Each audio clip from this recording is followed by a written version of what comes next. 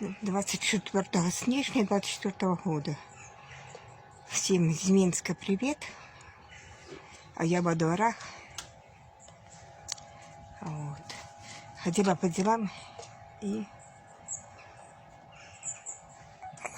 вот. И отдыхаю. Вот у нас такую елочку украсили. У нас немножко снежка, но тепло. Тепло у нас на улице. Я вышла, думала, будет холодно. А у нас тепло. Завтра 25-е, Рождество католическое. Вот. Решила отдохнуть, подышать свежим воздухом. Вот. Такие вот дела.